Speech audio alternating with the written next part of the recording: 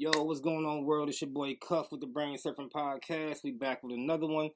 Today it's a sports edition. I'm here solo, but I'm gonna hold it down for the squad. So today's content is gonna be about the NBA top 75 list. How I feel about it. You know, my criteria is different than what they use. But I'm gonna kind of give y'all my top 25.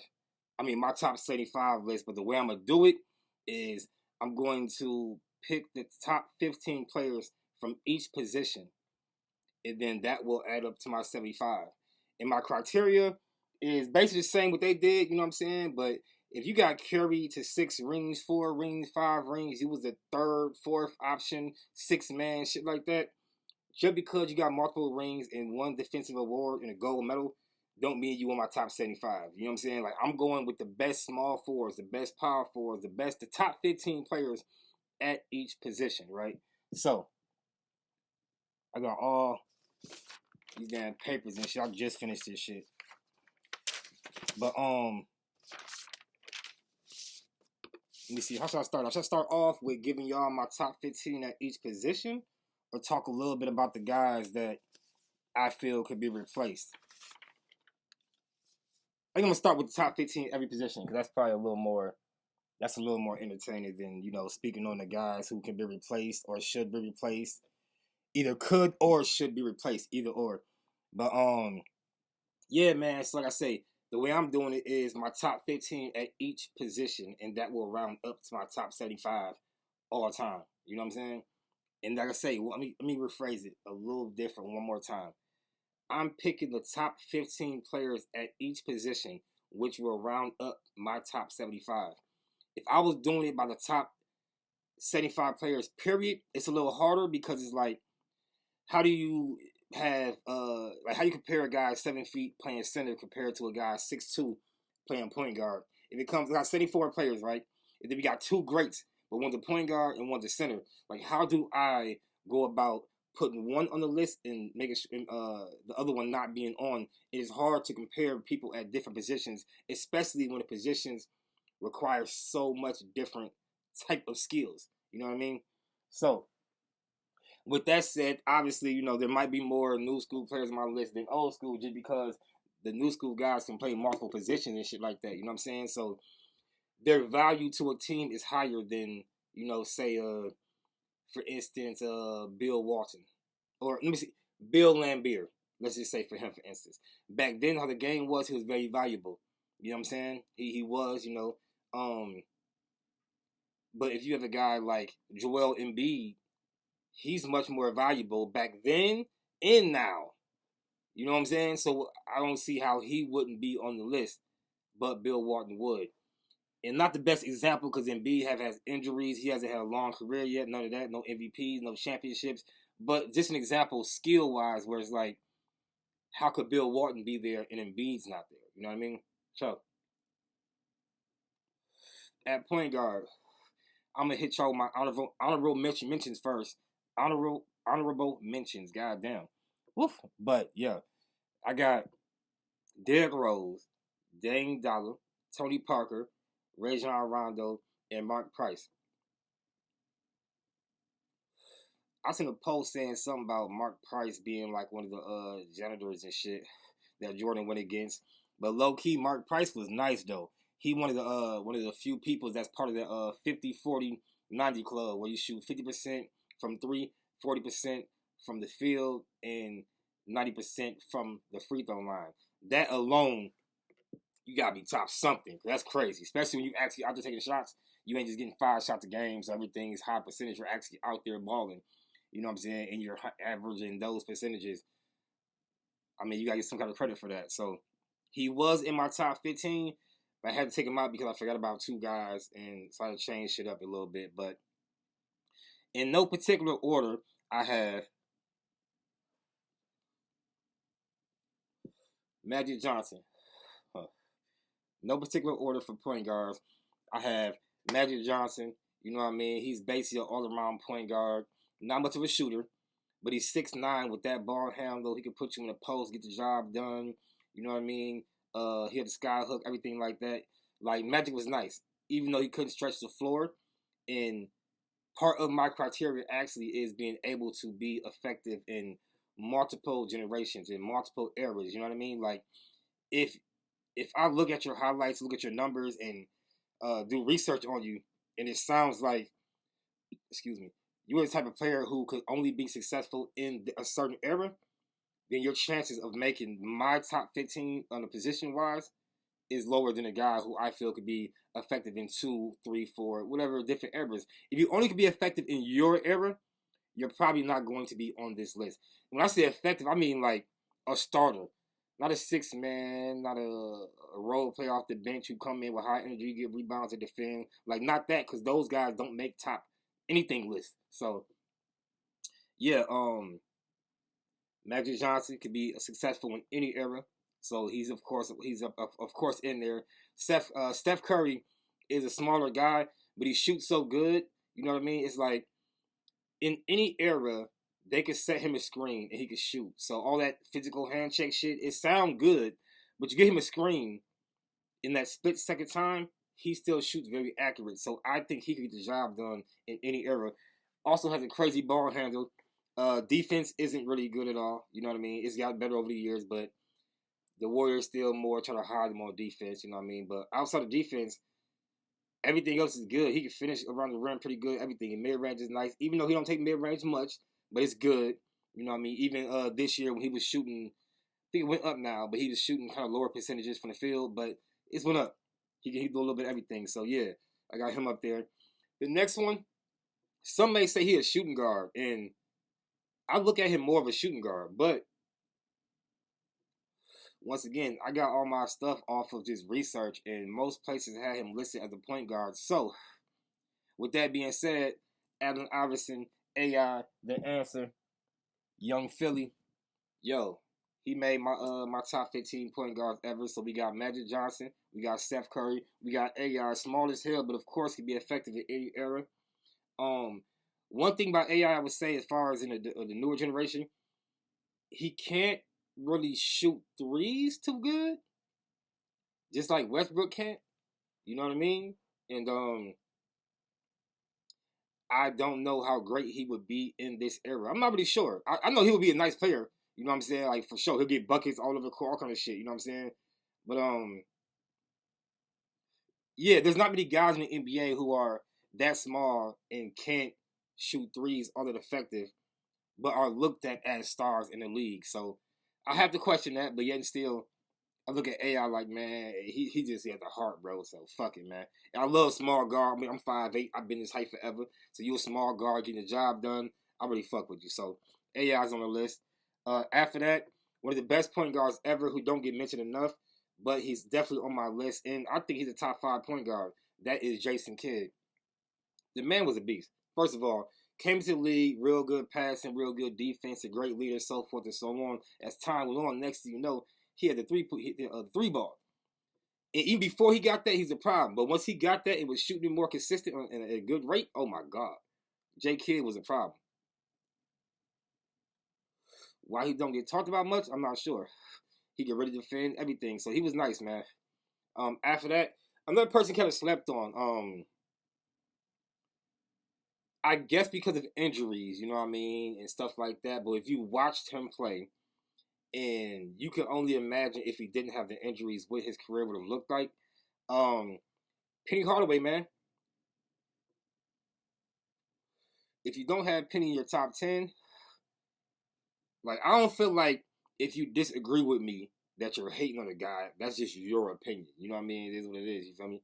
But if you don't have Penny Hardaway in your top 10 for point guards, to me that shit is strange. I ain't gonna lie. Like that's a little weird to me. You know what I'm saying? But Penny Hardaway, top 10 point guard all time. I got him on my top 15, but he's top 10 definitely. After that, this is a top 5 point guard all time. Chris Paul, man. Once again, I felt like this before this little shit he did with Houston. You know, he joined Houston and helped them get a little further. And, you know, a lot of people view it like if he didn't get hurt, they could have beat Golden State, which, you know what I'm saying? I don't know if I agree, but I understand why someone would feel that way. You feel me? Like it does make sense. They was cooking, so I can see it. You know what I mean? Um,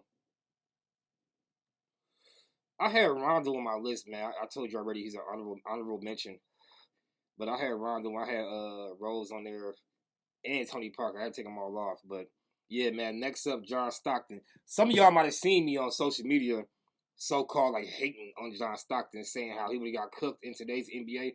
Well, he's a very small guard, so all that first team defense shit and all that shit. Like, I don't think he would have got all that shit in today's NBA. There's no fucking way. You know what I mean? Plus, with all the switching and stuff like that, they can switch him off guys, so he's never guarding the best ball handler and or scorer on the opposing team, which would take away from what he can bring defensively. And they will also do a lot of switches and shit and have him guard guys like Kobe, T-Mac, LeBron, KD, Harden. They was not Harden, because he don't really go down low like that. But you know what I mean? The guys who can post up and shit like that. They do a lot of switch type shit and have him guarding those guys. And since he's so small, I think he would get ate up in today's NBA.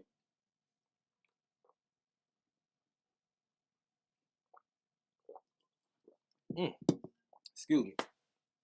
But yet and still, overall, he would be successful in any era because he can do everything. You know what I'm saying? He's a tough guard too, so he gonna just let somebody just post him up crazy.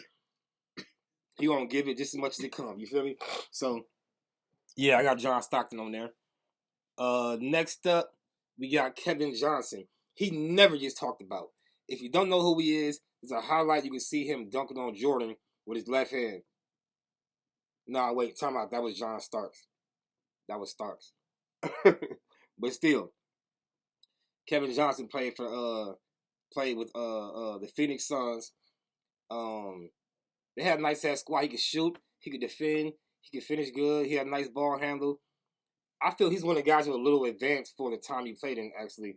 And man, he was getting the job done. So Kevin Johnson definitely on my list.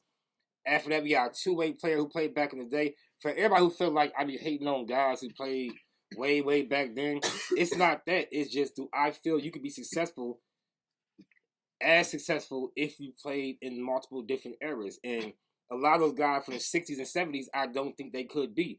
But Sidney Moncrief, and a lot of guys from the 80s also, I don't feel they could be. Even the 90s, I ain't gonna lie to you, man. I feel like the game really evolved a lot more when the 2000s hit. That's when that shit really, the whole league's athletic and all that shit, it just changed, you know what I'm saying? Sidney Moncrief, man, two-way player, old school, he's on my list. After that, we got Dennis Johnson, two-way point guard. I think he ended up being a coach, I want to say, man, or assistant coach or something like that. But he obviously knows the game. You can see how he played the game. He a real point guard. Boy, he had defense and everything. So I couldn't see no reason why he couldn't be successful in multiple eras. So I got him on there. Followed by Zeke, Isaiah Thomas, of course. I mean, look, there's certain guys that be like, why write their name down? It's almost like, duh, like everyone's going to have them on their list. Whether it's top 75, it would using my methods, using my criteria, or doing it the way that it was done through the NBA, there's no way you don't have Zeke, you know what I'm saying, Isaiah Thomas on your top 75. So he's on there. Steve Nash on the original list, he's also on mine. Gary Payton, original list, also on mine. He is a slept-on point guard. He was a fucking beast. Like, for real, Gary Payton was cold. Like, nasty. Talk shit. And I talk shit in the court, too. So I love that about him. I love seeing any player that can go out there against one of the best ever, MJ, and be all up in his shit. You know what I'm saying? Being aggressive with him. Wanting that defensive challenge, even though he had a little injury and the coach didn't want him guarding MJ. He took on that challenge and, held MJ to a not-so-good game for one or two games in a row. You know what I mean? Then the Bulls got smart. Phil, of course, told MJ, yo, I know you want to average 100 points, but fuck all that. Get a ball to pimping since they putting Peyton on you, and we going to work like that. And then the Bulls came back. They ended up fucking them up, you know what I'm saying? 2 more games in a row, 3 games in a row. It went like that. But Gary Payton definitely on my list. Mr. Triple Double, the real Mr. Triple Double, because I don't really fuck with Westbrook triple doubles like that. And since the last person I mentioned it on my list is Oscar Robertson, as far as point guards, obviously I don't have Westbrook on my list. You know what I'm saying? Say I don't know basketball, whatever. This is my criteria. This is how I view the shit. He a good player, man, and it's hard for me not to say I wouldn't want Westbrook on my team, but he's too fucking out of control, bro.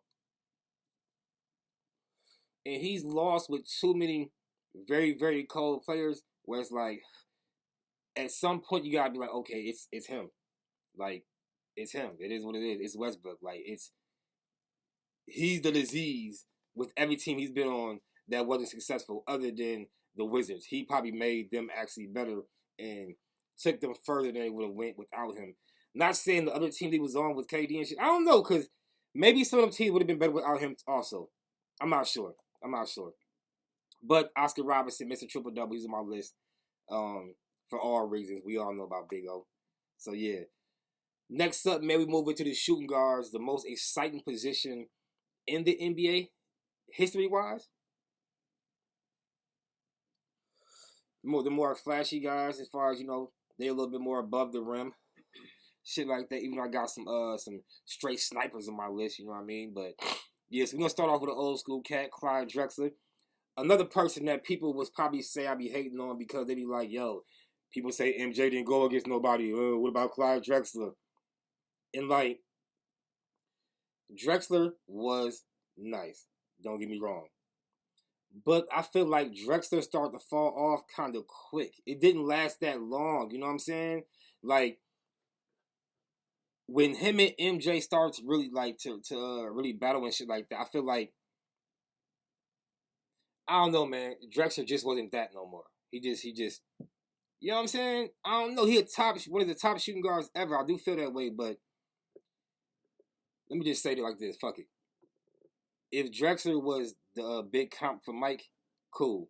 But if that's the case, though, then he might have been some of the only real comp that Mike had as shooting guard. But either way, Clyde Drexler, he topping off my mouth. This is no particular order, but Clyde Drexler's topping off my top 15 for the shooting guards. You know what I'm saying? After that, I never hear people talk about my man's. Like, they never talk about him, but he was nice, man. He probably when you think about a player wearing a face mask in the NBA, I feel like everybody think about the same dude. Like, when I think about a person coming off of screens and just catching and shooting, like, consistently over and over and moving off ball, the first guy I remember doing that shit a lot, it's not really Reggie Miller, I'm sorry. It's not Ray Allen or it's not none of these guys. Like, the person I look at who I remember seeing that with first and being like, yo, how does he keep getting open? And that's what I realized about the whole off-ball screen shit and how it really set players up and where it's like, oh, you can average 15 plus without really dribbling. And you can still get it. But that's Rip Hamilton, man. Like, shout out to Rip Hamilton, man. He's a good defender. You know what I'm saying? He actually could dribble pretty good. Everything. He could do a little bit of everything, but his specialty was catch and shoot. And he was great at doing that. He always moved without the ball. You know what I'm saying? Create space on some Klay Thompson type shit. And yeah, the Pistons offense, if that's what it was, or if it was just because they had Rip and they knew what he was capable of doing as far as catching and shooting, I don't know. But they ran a lot of off-ball screens to get him open, and he did what he's supposed to do, which was catch it and shoot that motherfucker. But enough about Rip Hamilton, man. He was a beast. I fuck with him. And without a super team or any real superstars, they beat the Lakers with Kobe and Shaq, and they ain't have no superstars. So big ups to all the players on that team: Chauncey Billups, Ben Wallace, Rasheed, all them boys, man. Big up to them. Tayshaun Prince, he's just crossed my mind, and I don't have. Okay, I might have fucked up on my small forward list, but yeah. Anyway, I'm gonna go my next player, which is Sam Jones. Old school guy. And I'm gonna be real. I did my research, but there was certain guys I was just writing off because they were old school. You know what I'm saying? Yeah, I started this research like months ago. Researched for a couple days on it. That shit got exhausting. I stopped for like months, and then after being on Facebook having conversations with people and shit, like it made me wanna record again. You know what I'm saying, and research again. So I did my research, and long story short, Sam Jones was a man. He was. Like, I can't hate on dude. Like I say, man, I'm not keeping people off the list just because they played in the 60s, 70s, 80s, 90s, you know, whatever it may be. That's not my thing. I'm not trying to do that, right? What I'm doing is saying if you could be successful in multiple eras, then you deserve to be on the NBA top 75 list. But if you only were the kind of player who could be successful in the era you played in, then you shouldn't be on the list. So I tried to write off Sam Jones, but I did my research and he belongs on there. Next up, we got Earl Monroe, old school player. Don't want to go too deep into it because everybody know about Earl the Pearl. You know what I'm saying? He did his thing. Historic player, so he's on the list. Followed by Hal Greer, another old school cat who I wanted to write off, but once again, I did my research.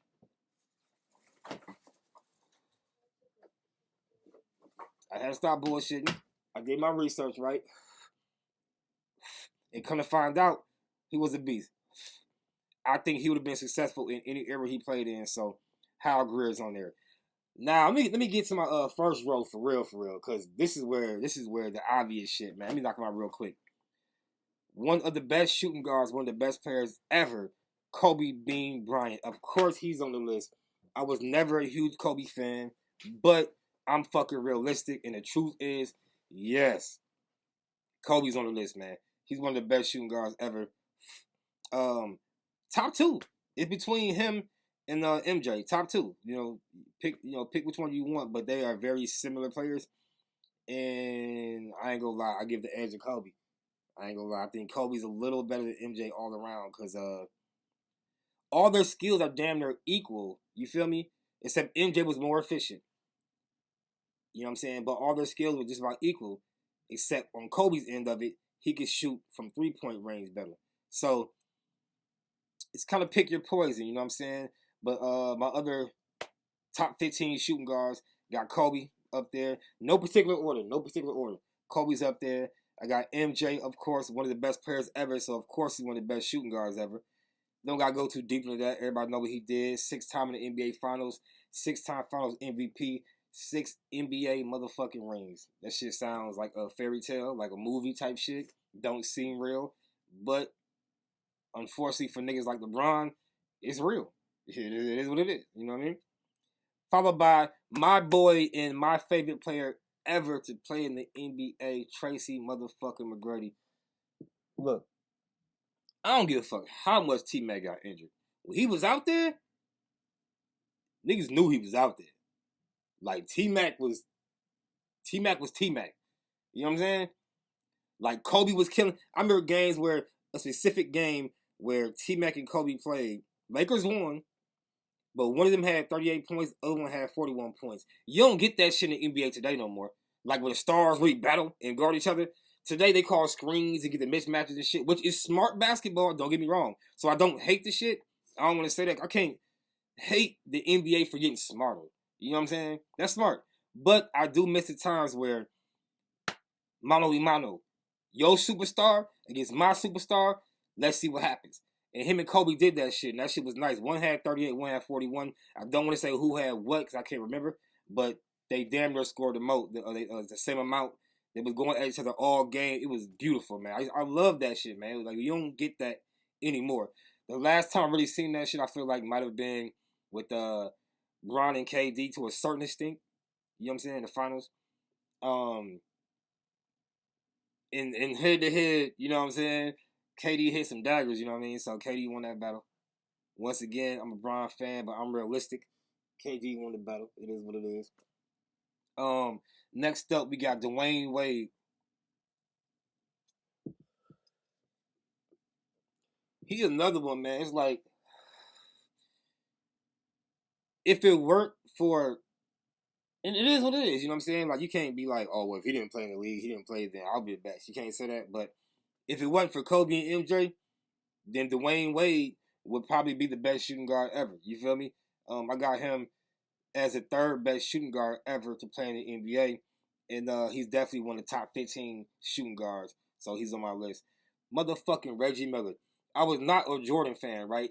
So even when you see my list, you'll see me name guys who really had problems against Jordan, and I was huge fans of them because I felt they had the teams where I thought they could beat the Bulls.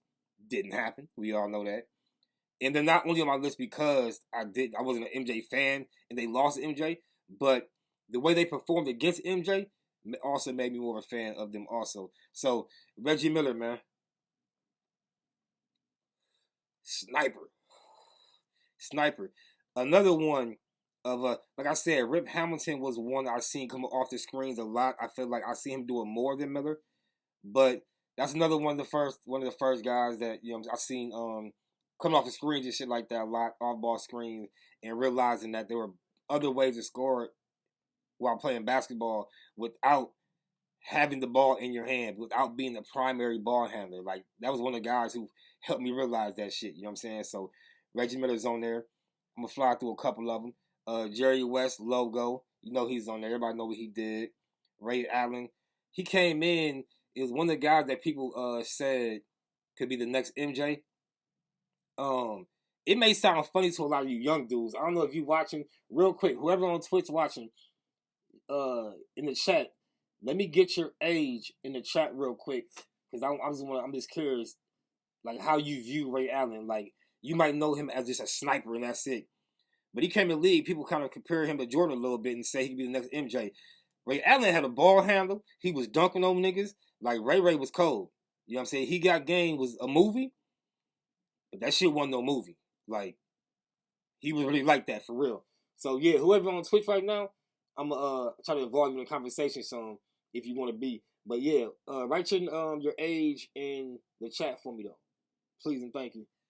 But next up on the list, Manu Ginobili. That motherfucker was a beast. I think he was the first guy I seen, doing the Euro step, drag foot type, you know what I'm saying, side steps and shit.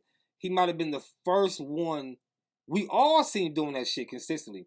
I feel like he brought that to the NBA, if I'm not mistaken. Like, if not, then he was probably the pioneer of it. You know what I'm saying? Like he was the one that really pushed it and made it more of a thing.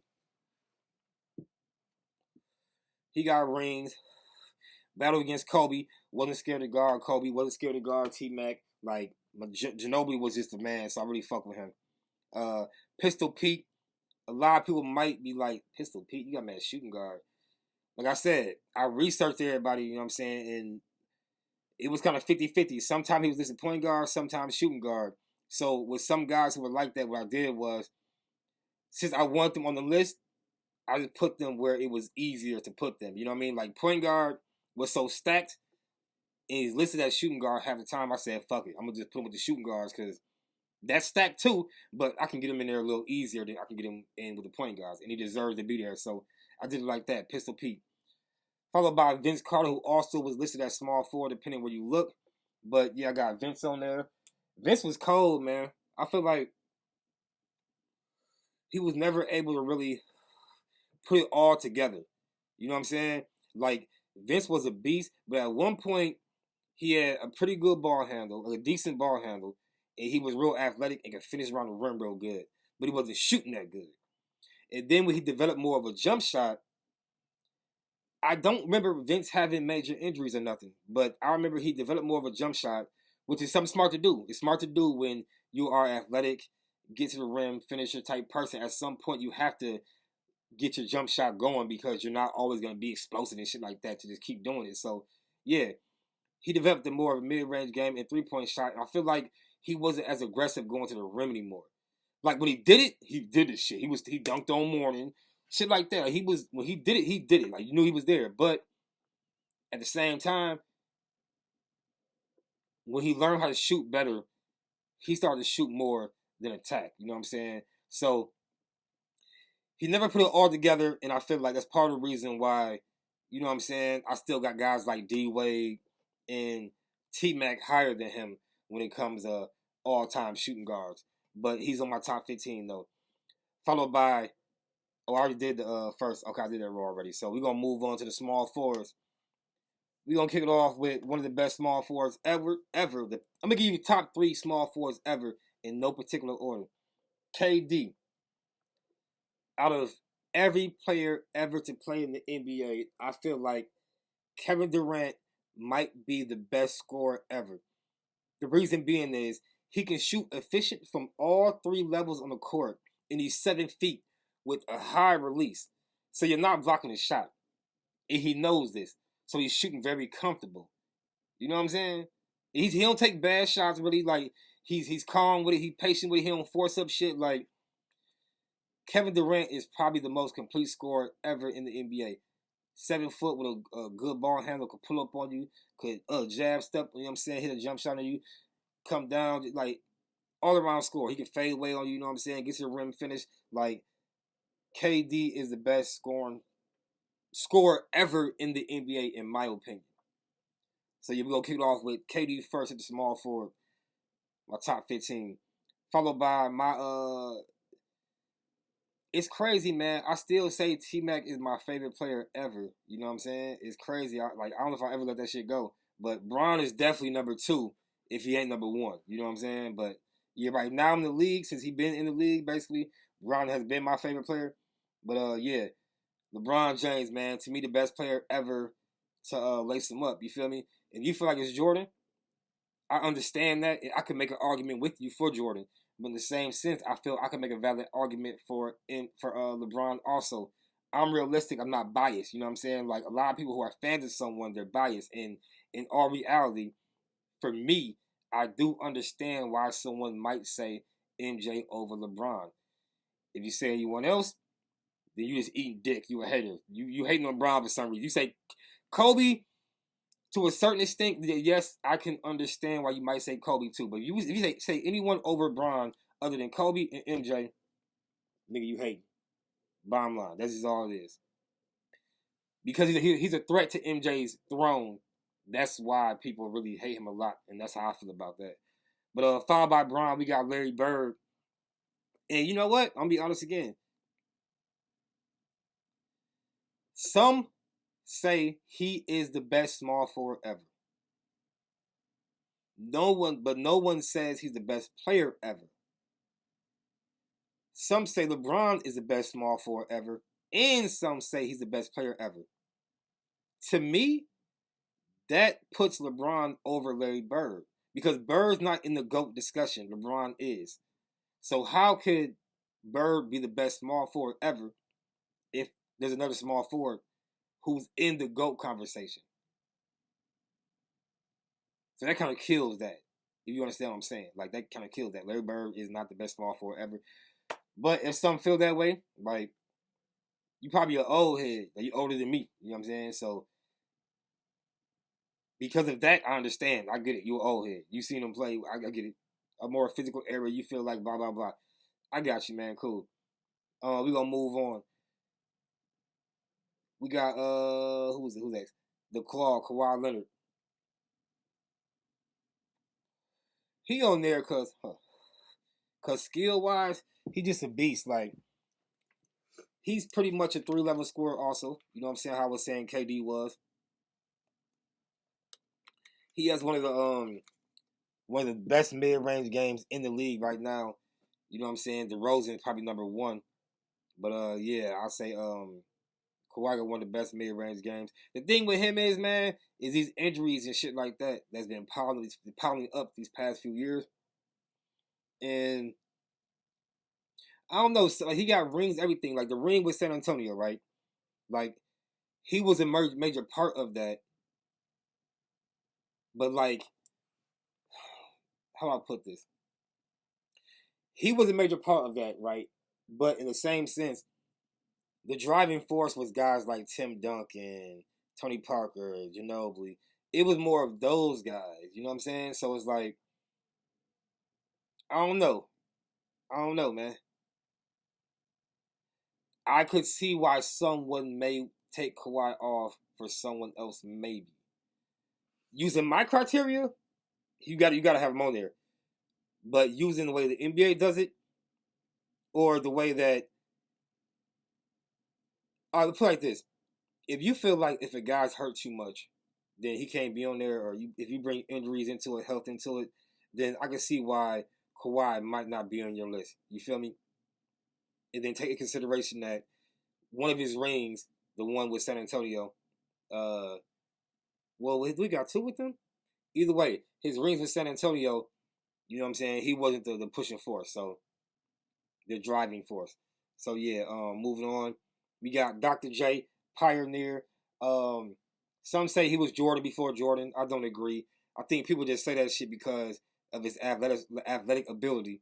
But like Jordan had a killer mid range game, and defense is crazy too. So like Dr. J didn't have those things, so he's not Jordan before Jordan. We're gonna move on to another great defender. You know, coming off of talking about Dr. J, but Jordan's defense. Another great defender, we're gonna say Scottie Pippen. Yes, sir. The thing about Pippen, offensively, he was limited. And I feel like he scored because the position he played small forward, he was so much taller than them guys, and he had them long ass arms. He would post the motherfuckers up and hit them with little, you know what I'm saying, little flips and sky hooks and all that shit like that. Like he used to do a lot of shit like that. And then on the break, he could finish real good. You know what I'm saying? So scoring wise, he couldn't score in a bunch of ways. You know what I'm saying? He wasn't a consistent shooter, none of that shit like that. But yeah, Pippen was nice though. The defense was so good. It's hard to not put him on the list like off of that damn near by itself. Moving on, Dominique Wilkins.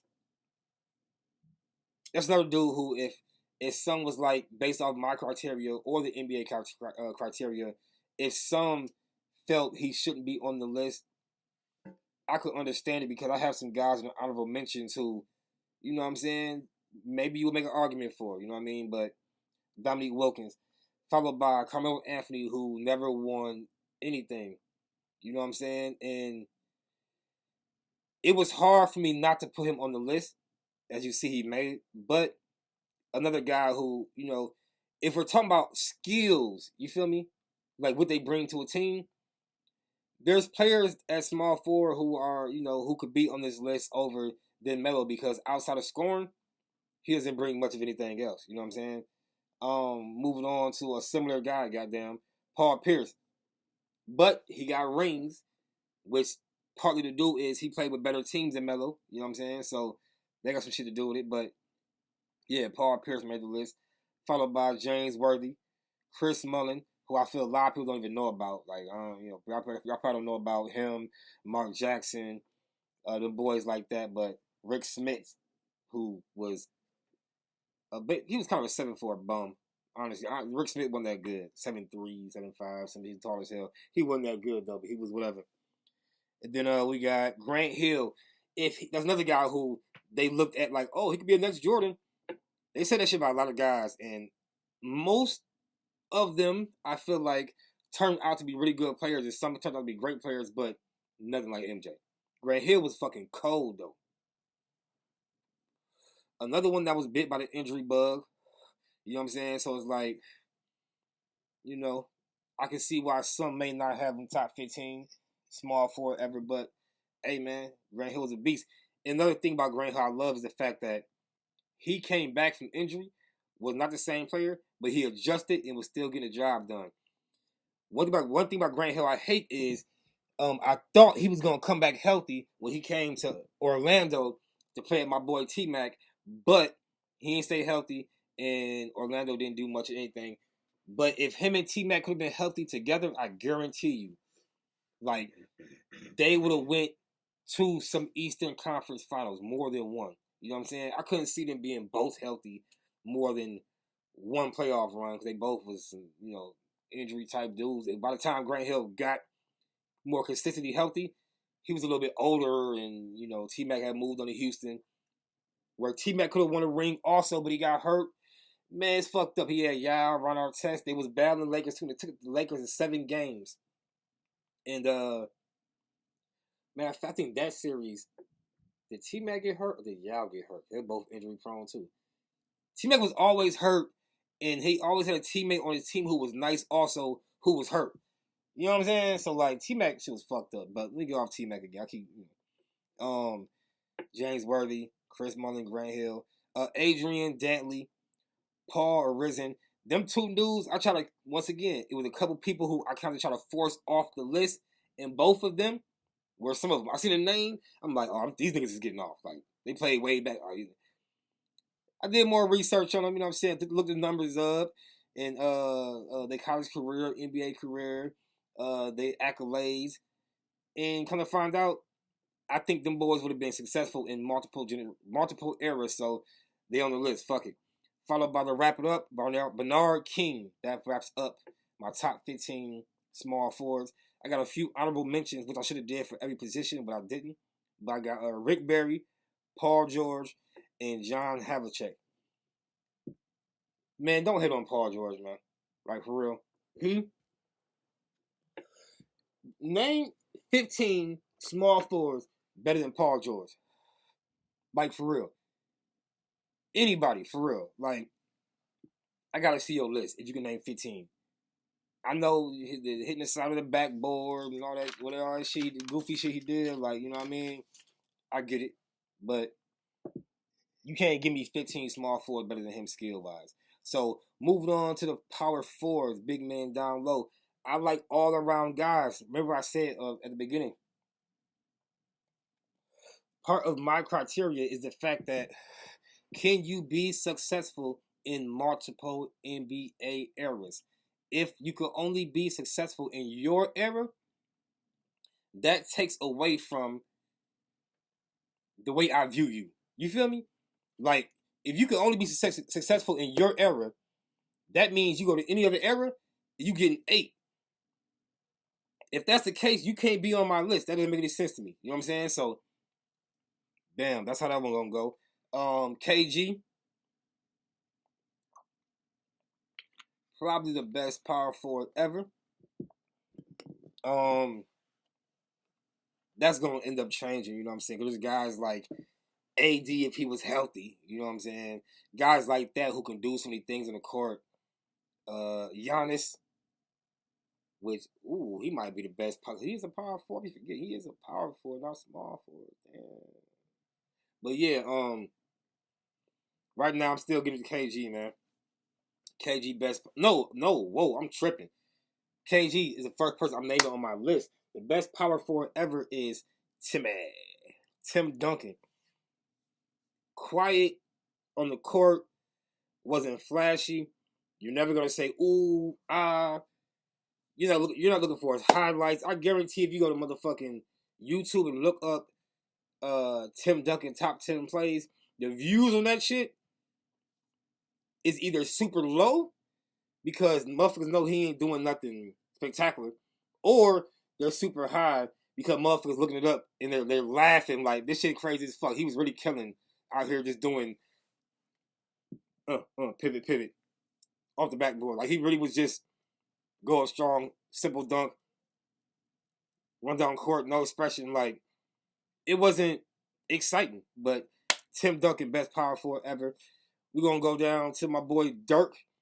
Hey man, you put a LeBron-led team out of the championship. The LeBron, the Heatles, LeBron, D Wade, Chris Balls, you know, they weren't the favorites. And once again, like I won money betting against the Heat. No, in my head, thinking y'all was gonna win because I thought y'all had a more complete team, experience, and y'all was hot through the playoffs. Y'all beat who y'all beat, man? I think y'all beat the Spurs. Between the Spurs, the Suns, and Lakers, y'all beat at least 2 of those teams on y'all way to the finals. So whoever was feeling like, oh yeah, LeBron, Balls, Wade, they got it, like that shit, nah, it wasn't going like that. It didn't go like that. You feel me? Tim Duncan.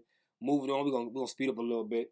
Moving on, Kevin McHale, some of the best post moves ever. He actually came to Minnesota and taught KG a bunch of post shit. I respect that because KG post game was nice, which, like I say, he learned a lot of that shit from Kevin McHale, footwork and everything. Dennis Rodman. These days, you gotta have a power forward that can stretch the floor, right? But there's a such thing as being so good at what you do to where that shit don't even matter. You feel me? I feel Dennis Rodman could play in any fucking era. He could be the fucking small forward, power forward, or the center in any era. I ain't gonna lie to you. Like, that's just how I feel. So, Dennis Rodman. We gonna move on to my man Street Clothes, Anthony Davis. Charles Barkley funny as hell. Call that man Street Clothes because he always injured. So he be on the sideline in his fucking street clothes. That shit is funny as shit. Anthony fucking Davis, man. Skill wise, of course, you're up there. You let me down with all these injuries and shit. So we gonna move on past you real quick.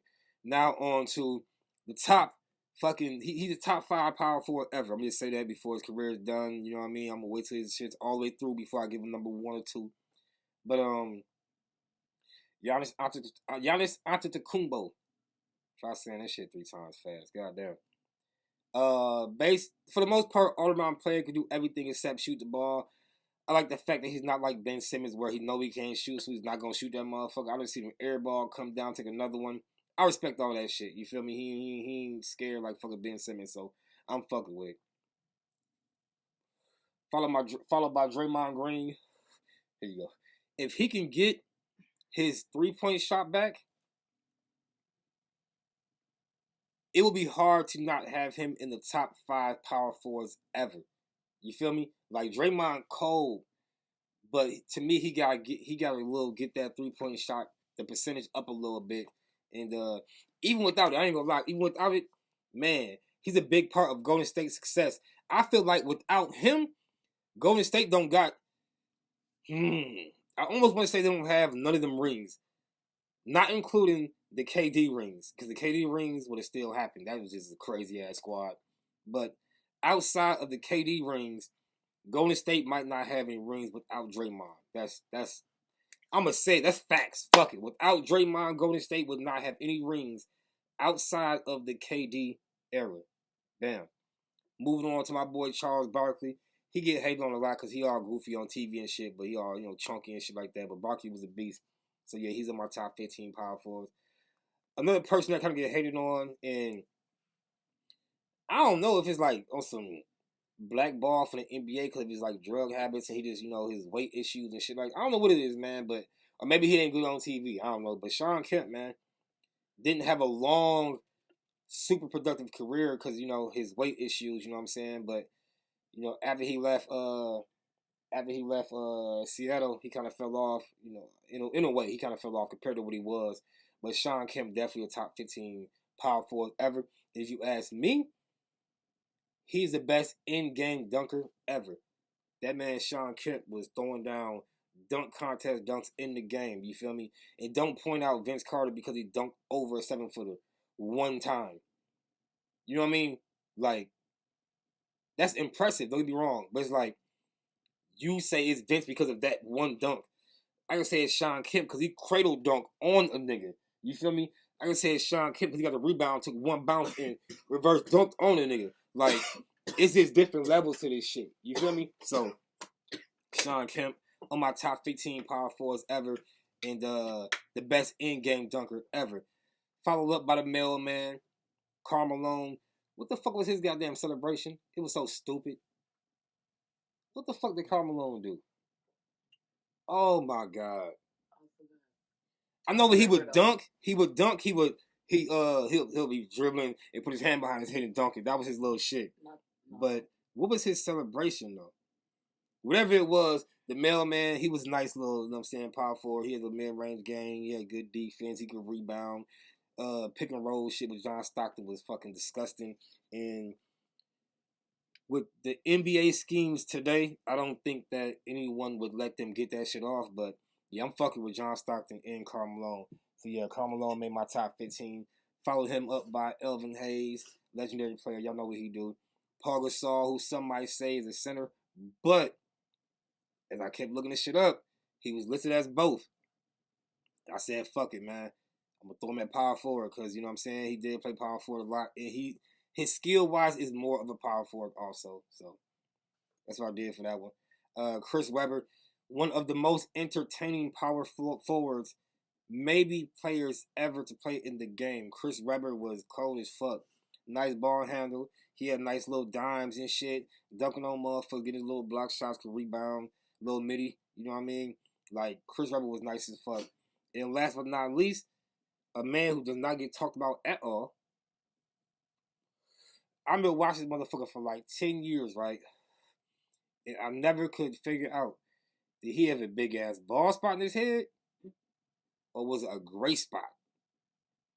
Rasheed motherfucking Wallace.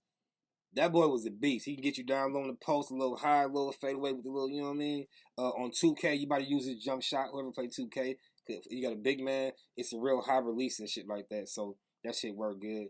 Rasheed got ring with Detroit, shit like that. So definitely fucking Rasheed. Last but not least, we're going to talk about the big man. And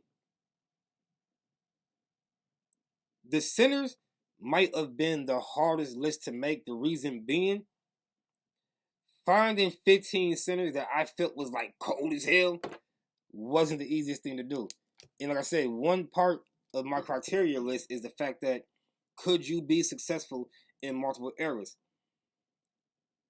So that kind of hurt certain guys, but yeah, the center list. Starting off with the motherfucker who probably the first to do it, but who we all know for doing the shit. Breaking the motherfucking rim. Big Shaq. Some may say the best center ever. I don't think that's a popular thing to say. I don't know. But one of the best centers ever for sure. Shaq. Followed by another one of the best centers ever. Of course, we're going to have some Lakers up here. Like, everybody know Lakers have had some of the... Matter of fact, I think every position on my list has at least one Laker. Might fuck around have two in a couple of different positions. So it's a reason why Lakers and same for Boston. Why Lakers in Boston have more rings than anybody else. Listen to my list or the NBA's list, the real shit. Either criteria is gonna tell you the same shit. Like Lakers in Boston have some of the greatest players ever. So if you were part of those teams, even if you weren't great, of course you got a whole bunch of rings. And that's why that's not a big part of my criteria. It's not a big part. It's part of it. But it's not like one of the main parts where it's like, oh, he got 4 rings, he got 5 rings. Yeah, he in there. Like, it's not, that's just not how, no, I'm not doing it like that. So, Kareem, followed by who I would say is the best center ever. Like, just to me, because watching him play, he was cold as fuck. He was a flashy center in a way. And, like, sometimes it was like he was doing too much, but it always worked out, though. You know what I'm saying? Hakeem, the Dream, Olajuwon. No one really talks about him. That shit's a little weird to me. Like, Hakeem was cold, so I don't really get that shit.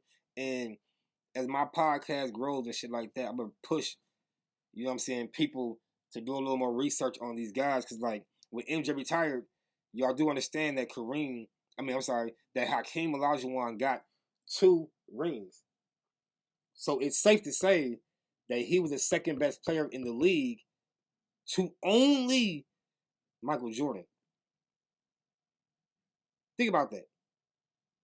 When he played, he was in the league the same time as Jordan, right? He got his only 2 rings when Jordan was not in the league, when he retired for 2 years, right? So it's safe to say that Hakeem Olajuwon was the second best player in the league behind only Michael Jordan. If that's the case, how is he not the best big man ever? Like, you know what I'm saying? It's kind of, this. It's kind of, I look at shit a little different. You know what I mean? If that's the case, like, you got, and if he's not the best big man ever, then is he 2? Is he 3? Like, where is he at? Just let me know. Because if you got him 2 or 3, I could understand, I guess, you know what I'm saying? But he's number 1 to me. Followed by, who you might have number 1 or 2, Wilt the Stilt Chamberlain. Then we got Patrick Ewing. We're going to go through a little bit. A lot of people hate on Big China, man. But Yao Ming, we got Moses Malone, Bill Russell, David Robinson, George Mikan, Willis Reed, Bill Walton, who almost didn't make my list. I actually want to have my honorable mention Nikola Jokic on the list over Bill Walton. Fuck what y'all talking about. I get the rings, all that shit like that, but Bill Walton was out there tackling motherfuckers. Like, that was a big part of his job. You feel me? Like, elbowing niggas and shit. That's not a skill. But yeah, Bill Walton, Nate Thurman, Dikembe Mutombo. Give niggas that finger. Y'all seen that shit in the commercial for you young motherfuckers who don't know what's going on. And then, like I say, honorable mention was Nikola Jokic. Now look, there are people like that's my list. Now, as much as you might not like my list, this is the part where I name a few guys who are on the list who is like, when you say that Dwight Howard or T-Mac or whoever it may be, like, hell no, there's no way you can replace any of these guys with T-Mac or Dwight Howard.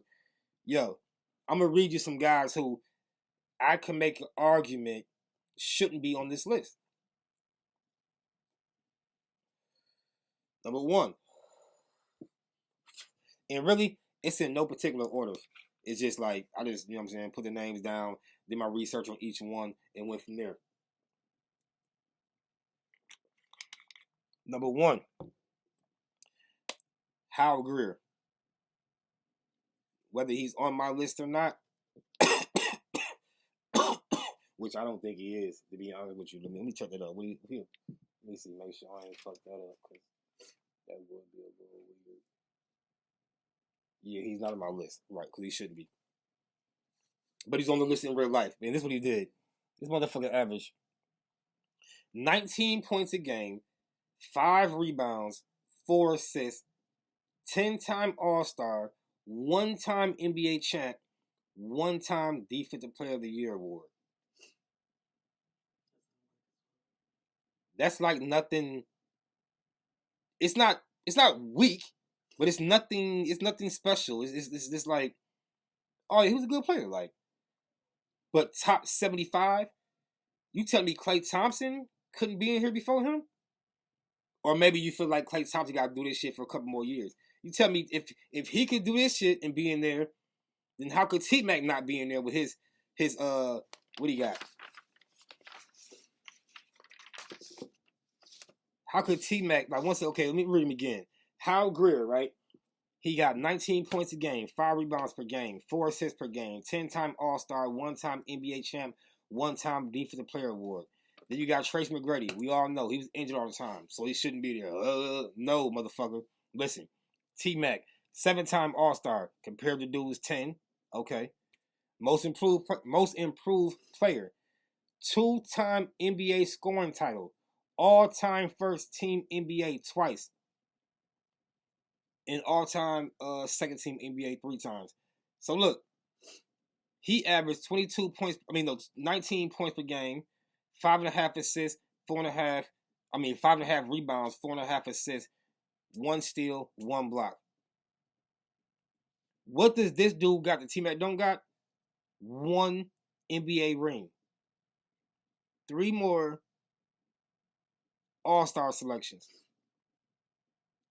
And a Defensive Player award. T-Mac got 2 scoring titles. And he made all-team NBA. First team twice and second team 3 times. Most improved player. Like, T-Mac has more accolades than him. The only accolade that dude has that's like a big one that T-Mac don't have, and it's a big one, is the NBA championship. But that is a team award. So how does that put him over T-Mac? Just one example of a guy who, like, could be replaced. In the person that I would be willing to replace him with. All right, we got, who we got? Number 2. Robert Parrish. This is one of the biggest ones where it's like, how he on the list but not Dwight Howard? You know what I'm saying? Robert Parrish, 14.5 points per game, 9 rebounds per game, 1.5 blocks per game.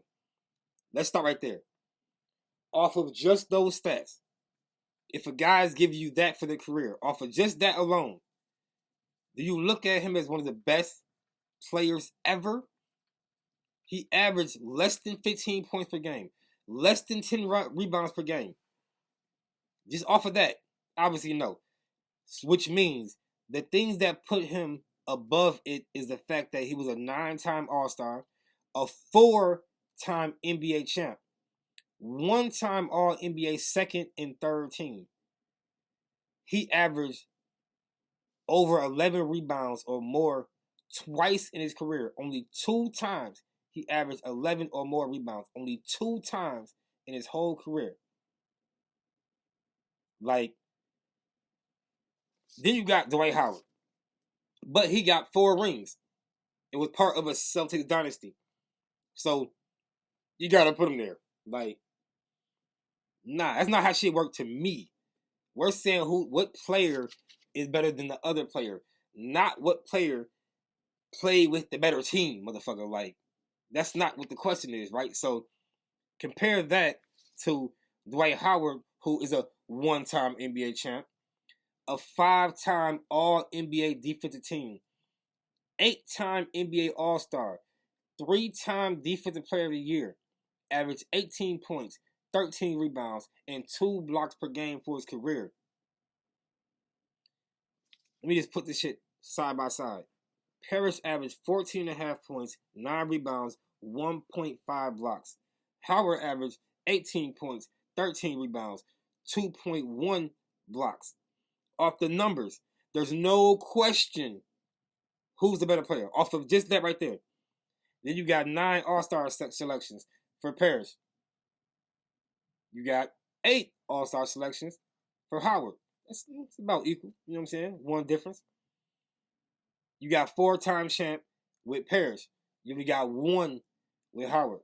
So once again, what's the pattern we're seeing so far? We start to name these people off, right? You name it, you're noticing that. The common thing is the NBA rings is what's putting people over guys who aren't on the list. And the thing about that I don't like is the fact that an NBA championship is a team award. If you're not like that main guy, or at least the second guy, those NBA championships are less part of the way I'm evaluating you. You know what I'm saying? If you were the main guys on the teams that won the championships, that I would take those into consideration more than if you were a guy coming off the bench, so forth and so on, right? So you telling me Howard couldn't be on the team over Robert Parrish, couldn't be top 75 over Parrish? Like, you full of shit. All you Facebook niggas and all that who been, y'all full of shit, man. Be real. Move on. We got Billy Cunningham. For his career, he averaged 21 points, 10 rebounds, 4 assists. He's a 1-time NBA champ, 4-time All-Star, 3-time All-NBA. 3-time All-NBA. I got this shit. I got his shit a little mixed up. I put down two different people's shit by his name. Let me see right quick. He got 21 points, 10 rebounds, 4 assists, 1-time NBA champ, 4-time All-Star, 3-time All-NBA. There we go. Even comparing that to Dwight Howard, like Dwight Howard's numbers look in just all career accolades are just as good as him. He got 1 NBA champ. So does Dwight Howard. So like you can replace Robert Parrish or Billy Cunningham with Dwight Howard. You know what I'm saying? Then you got Dave DeBusschere. I didn't know who the fuck he was. I ain't gonna lie. I had to some people I had to do more research on than others because like I didn't really know who they was and I didn't want to keep him off the list because I know who they was. But yeah, he's one of the ones who almost got kicked off before I did research on him, and he still got kicked off. But Dave DeBusschere, 16 points, 11 rebounds, 3 assists, 2-time NBA champ, 1-time All-NBA first team, 1-time All-NBA second team, one-time All NBA third team, right? 8-time All-Star. Compared to, once again, Dwight Howard, 18 points, 13 rebounds, 2 blocks. Like, come on, man. This shit's almost irritating to keep on going. I ain't gonna lie. Like, if y'all don't see already, then it's like, okay, cuffed. If your point is there are a few guys on this list who can be replaced by a few guys who play in more current NBA, if that's the point you're trying to make, like, if you don't see that that's fact by this point, then you just full of shit. You know what I'm saying? But that's the point I'm trying to make. It's the point I've been trying to make, and I think I made it. But I'm gonna go on to the next one who could possibly be taken off. Dame Lillard, 6-time All-Star, never led the league in scoring.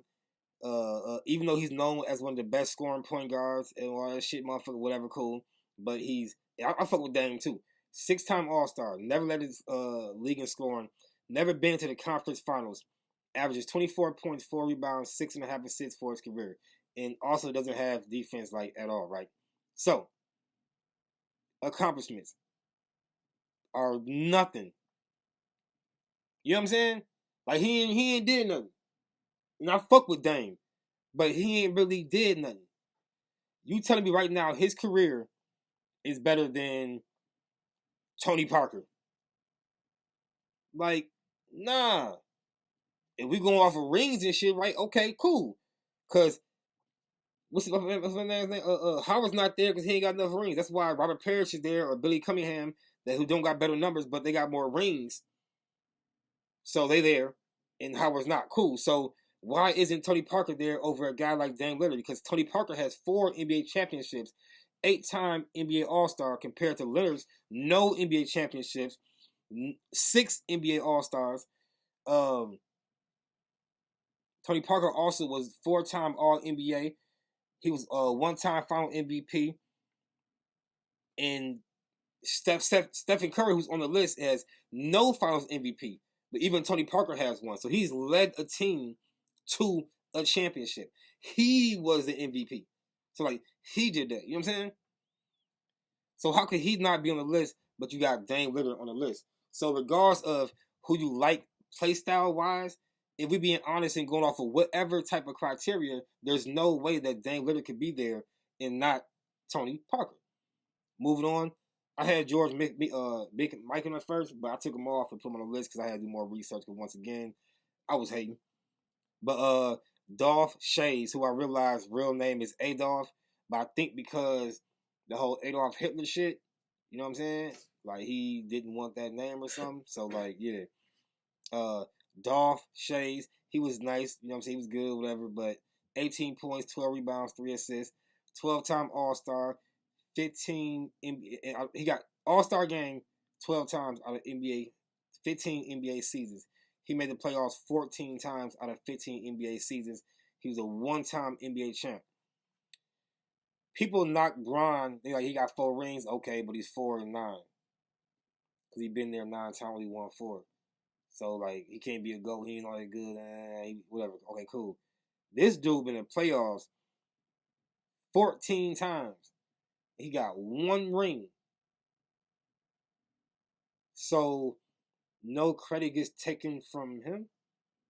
Like if we're gonna use the same criteria for all players, like so he should lose credit then, right? Because you in the playoffs over and over and over and over and over, but you ain't getting no rings. LeBron was there over and over and over and over and over. He got 4 rings. So I think you can replace Dolph with Dwight Howard if you want to. Now before I wrap it up, I will admit, as I'm naming the guys you could take off, that oh shit, there's more. There's more. Yeah, you know, I'm gonna name these last couple ones, man. Cause the names is good, they good players and shit, but you know what I mean? Bill Sharman, 18 points, 4 rebounds, 3 assists, 8-time All-Star in 11 years in the NBA.